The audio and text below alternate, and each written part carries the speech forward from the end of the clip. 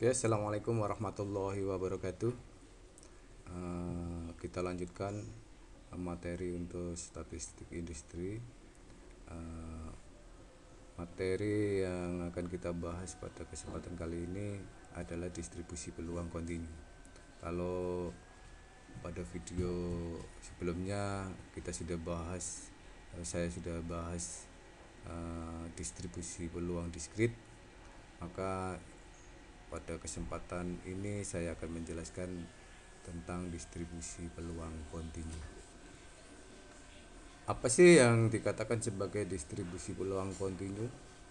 Kalau distribusi peluang diskrit itu uh, interval waktunya itu biasanya itu berapa kali dia melakukan sebuah bentuk percobaan. Jadi sebuah modelnya itu adalah itu titik-titik. Tapi ketika kita berbicara masalah peluang kontinu, maka kita akan berbicara masalah sebuah daerah. Jadi kalau probabilitas itu merupakan sebuah bentuk fungsi, atau fx ini merupakan sebuah bentuk fungsi probabilitas untuk semua variabel x secara random, maka kita bisa mendefinisikan bahwasanya peluang peluang ya peluang x fungsi x random tadi, variabel x yang random itu pada interval A sampai B itu adalah sebuah integral antara A sampai B dari fungsi fx dx. Nah, ini definisi secara definisi dari sebuah fungsi probabilitas. Nah, kalau kita jabarkan, maka ini kita akan memperoleh seperti ini. Maka fungsi fx, nilai dari fx itu pasti akan lebih besar dari 0. Ini berhubungan dengan peluang ya. Peluang kan nggak ada peluang negatif itu. Peluang itu antara 0 sampai 1, sehingga nilai dari fx sendiri itu pasti akan lebih besar sama dengan 0 untuk semua x bilangan real. Kemudian kalau kita integralkan dengan batas bawah min tak hingga, kemudian batas atasnya itu tak hingga dari fungsi fx dx, itu maka nilainya sama dengan 1. Artinya apa?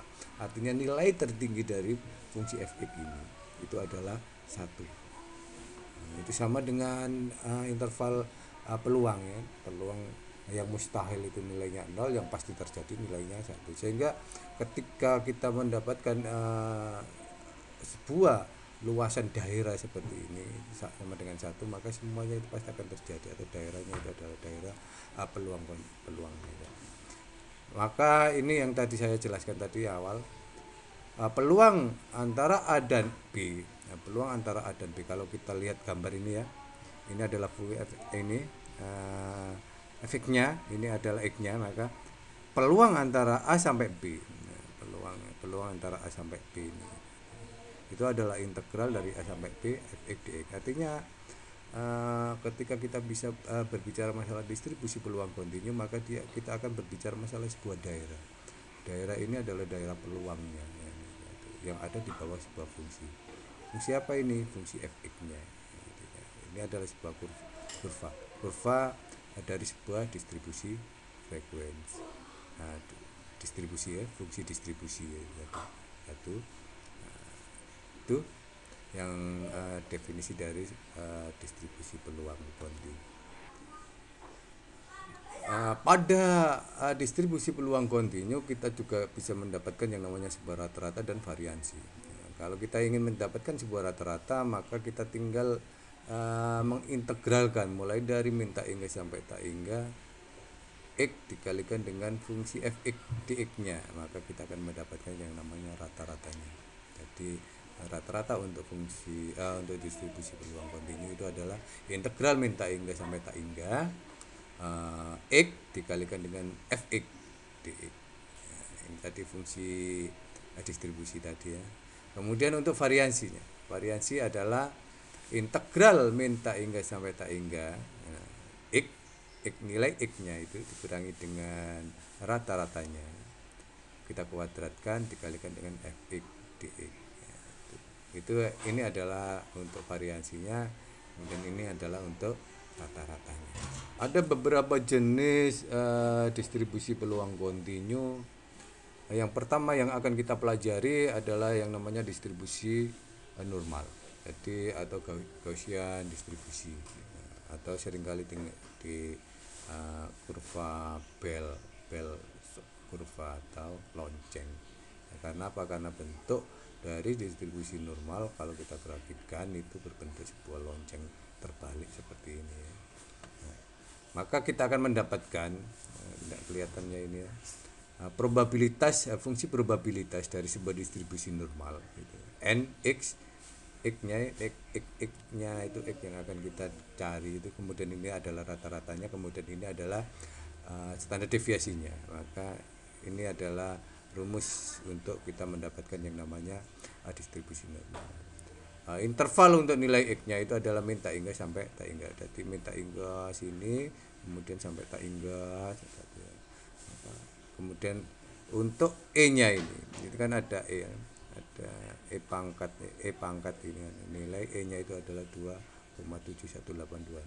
Kemudian p-nya itu adalah 3,14. Ini nilai-nilai untuk keterangan ini ya. Jadi ketika kita mempunyai sebuah distribusi normal, maka cara penulisannya adalah nx mu sigma. Jadi itu adalah distribusi normal yang sering kali ada. Kalau kita perhatikan maka dia akan ini, kita mempunyai yang namanya gini ya, antara rata-rata, median dan modusnya itu ada pada satu titik. Ini semuanya. Kemudian ini adalah area setengah areanya, kemudian ini juga setengah areanya. Kenapa? Karena nanti ada dua tabel distribusi normal yang bisa kita gunakan. Kita bisa menggunakan patokan dari titik tengah atau kita menggunakan patokan dari min sampai plus istilahnya. Oke. Ini adalah standar dari distribusi normal. Kurva normal yang telah distandarisasi dan menggambarkan nilai standar deviasi dari nilai rata-rata. Maka rata-ratanya itu 0, kemudian variasinya 1, maka N01. Maka Z-nya normal random variabel dengan rata-rata 0 dan variasi 1 adalah Z sama dengan X dikurangi mu dibagi standar deviasi. Nah, ini yang akan kita gunakan, rumus dasar ini yang kita gunakan untuk mendapatkan Z1 sama Z2 nanti ya. Nah, ini adalah nanti kita akan mendapatkan yang namanya batas-batas. Satu, kita tidak akan menghitung dengan menggunakan rumus integral ini, tapi kita akan menggunakan rumus Z1, Z2 ini, kemudian kita cari nilainya pada sebuah tabel. Ini adalah sebuah contoh dari sebuah distribusi normal. Misalkan seperti ini, suatu perusahaan generator menghitung berat salah satu komponennya. Berat komponen tersebut berdistribusi normal dengan rata-rata 35 gram dan standar deviasi 9 gram. Hitung probabilitas bahwa satu komponen yang diambil saja akan memiliki berat antara 35 sampai 40. Ini yang dikatakan tadi pada interval A sampai B-nya tadi ya, antara 35 sampai 40. Maka kita bisa menyelesaikan misalnya ya. Peluang itu kan kita akan mencari peluang atau probabilitas komponen secara teraca. X-nya itu ada komponennya, ukuran beratnya itu antara 35 sampai 40. Maka ketika kita ingin mencari satu ya, nilai yang paling atas itu Z-nya ya, Z batas untuk 40 gram, maka X-nya itu kita isi 40 sebagai batas atasnya, ini 40 dikurangi dengan mu-nya rata-ratanya kan ini kan rata-rata 35. Nah, bukan batas bawahnya ya, tapi rata-ratanya ya, kebetulan ini adalah rata-ratanya 35. Mu 35, standar deviasinya adalah 9, maka kita ketemu 0,56. Kok loh, PZ kurang dari 0,56, berapa nilainya? Ini yang akan kita cari di tabel misal, maka kita bisa mencari 0,5, kemudian kita cari 6, ketemu di sini nanti ya. Misalkan 0,5 6, 0,5 nya kita cari di sini, 6 nya kita cari di sini. Ketemu di sini ya. Itu cara mencari padat. Maka ketika kita cari di tabel distribusi normal, kita mendapatkan yang namanya 0,712. Ini peluangnya sebenarnya, peluang ketika komponen kita ambil kurang dari 40. Kurang dari 40. Nah, semuanya kan kurang dari 40, peluangnya adalah 0,7. Kemudian sekarang kita akan mencari untuk yang X sama dengan 35. X sama dengan 35. X sama dengan 35 itulah X-nya 35 dikurangi mu-nya juga 35 dibagi standar deviasinya 0. PZ kurang dari 0 itu 0,5 ya tadi ya. Ini ya. Ini kan. Nah, kalau di sini kan posisinya Z sama dengan 0 di sini sebenarnya kan. Maka ketika daerah kurang dari 0, maka daerahnya itu adalah ini ya. Kalau daerahnya ini itu berarti nilainya adalah 0,5. Oke, nah itu untuk P Z kurang dari 0, nilainya adalah 0,5. Maka kita bisa mendapatkan kalau kita mencari peluang antara 35 sampai 40, berarti kan peluang antara 0 sampai ini nilainya 0 sampai 056. Kalau kita menulisnya pakai Z, maka kita nulisnya adalah 0 sampai 0,56 Z-nya ini. Tapi kalau kita menggunakan X, maka X-nya 35 sampai 40. Nah, tinggal ini nilai yang atas 30 yang nilai tinggi dia. Nah, kita kurangi dengan nilai yang ini, batas bawahnya ini. Nah, itu tinggal 0,25. Ini ya peluang antara ya. Artinya apa? Artinya ketika kita ingin mendapatkan peluang satu komponen itu, kalau kita ambil secara acak mempunyai berat antara 35 sampai 40 gram, maka peluangnya adalah ini. Kalau kita gambarkan seperti ini, kalau kita gambarkan ini adalah untuk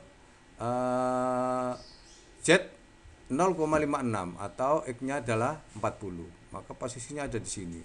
Maka kalau X-nya kurang dari ini kan semua daerah ini sebenarnya kan. Mulai dari sini kita tarik ke sini ya, itu semuanya adalah daerah kurang dari 40. Kemudian karena X-nya adalah lebih besar dari 0, maka ini Z-nya 0 atau X-nya adalah 35, maka ini. Ya, ini kan lebih besar sebenarnya kan. Kalau daerahnya ini berarti kan daerah yang 40 tadi dikurangi dengan daerah 0. Nah, sisanya ini yang peluang antara 0 sampai 0,56. Sebenarnya kan seperti itu logikanya ini. Jadi ini adalah daerahnya.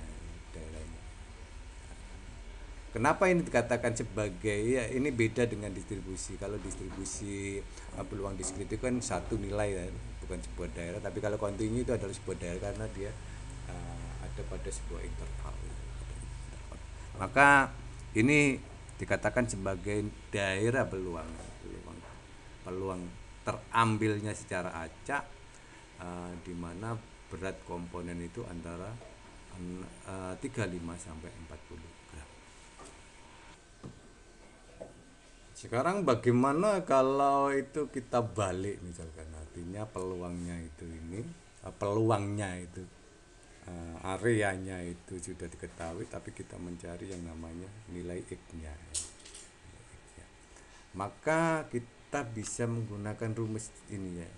Z X dikurangi mu dibagi dengan standar deviasi, maka nilai X-nya adalah Z kali standar deviasi ditambah dengan rata-ratanya, maka kita akan mendapatkan nilai X-nya.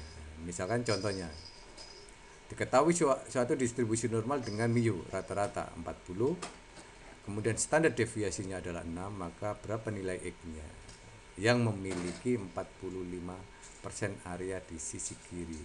Kalau di sisi kiri kan sini 45, berarti 0,45. Kalau di sini 14% di sisi kanan. 14% di sisi kanan berarti 14 ini, 14% di sisi kanan. Kalau satu ya. Sekarang kita akan menjawab ini satu. Untuk yang sisi kiri. Maka PZ satu. Maka ini adalah Z-nya. Z-nya adalah 0,45. Oh, nilainya ya, bukan. Nilai peluangnya itu adalah 45. Maka Z-nya berapa ya? Z-nya tinggal mencari aja, kita mencari. X-nya sama dengan 6 standar deviasi dikalikan dengan Z-nya ya. Z-nya ini dicari di tabel ya, dibalik ya. 0,45 itu kalau saya mempunyai nilai 0,45 Z-nya berapa. Nah, itu ketemunya adalah min 0,13 di tabel tadi ya. Jadi kita balik mencarinya, kita mencari 0,45 kemudian kita tarik ke Z-nya. Z-nya ketemunya berapa gitu ya. Ketika Z-nya sudah ketemu, kita masukkan X Z, ini standar deviasi kalikan dengan Z ditambah dengan rata-ratanya, maka ketemu 39,22. Jadi X-nya itu adalah 39,22. Itu yang bisa saya jelaskan tentang distribusi normal. Jadi salah satu jenis dari distribusi peluang kontinu itu adalah distribusi normal tadi, meskipun ada beberapa distribusi lainnya, jenis distribusi lain. Oke, sebelum saya lanjutkan untuk distribusi gamma misalnya satu ya, silakan dicoba dikerjakan untuk beberapa soal ini ya. Ini yang pertama adalah satu soal untuk kita mencari yang namanya prosentasenya tadi, probabilitasnya, jadi berapa persen siswa yang memperoleh nilai 60 sampai 70 misalkan gitu ya. Ini silakan dicoba. Kemudian ini yang kedua, misalkan diketahui rata hasil ujiannya 70 dengan simpangan baku itu standar deviasi ya, simpangan baku 7. Jika nilai rata-rata peserta ujian berdistribusi dengan 12% peserta nilai tertinggi mendapat nilai A, berapa batas nilai A yang terendah? Jadi kalian mencari nilai batasnya, X-nya. Nah, itu yang barisan kita bahas tadi itu ya. Oke, silakan dicoba. Itu 2 soal untuk distribusi normal. Selamat mengerjakan. Assalamualaikum warahmatullahi wabarakatuh.